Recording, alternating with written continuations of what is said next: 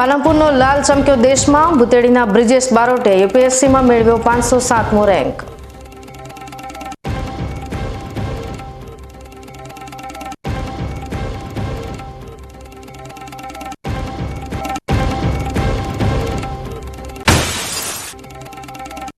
પાલનપુરના દિલ્હી ગેટમાં સર્જાયા ગંદકીના ગંજ. સ્વચ્છતાના દાવા કરતી પાલિકાની નિષ્ક્રિયતાથી વેપારીઓ ત્રસ્ત.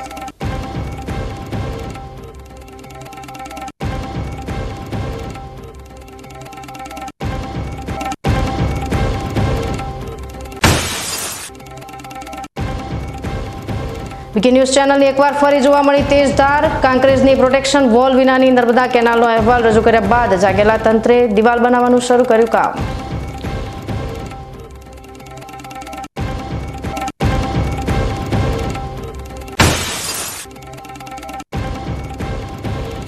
અને ધાનેરાની શાળાઓમાં પૃથ્વી દિવસ પર લુપ્ત થતી ચકલીઓ માટે પ્રેમની વર્ષા. લીલાવતી ફાઉન્ડેશનની ઉમદા પહેલથી બાળકો બન્યા ચકલીઓના રક્ષણના સારથી.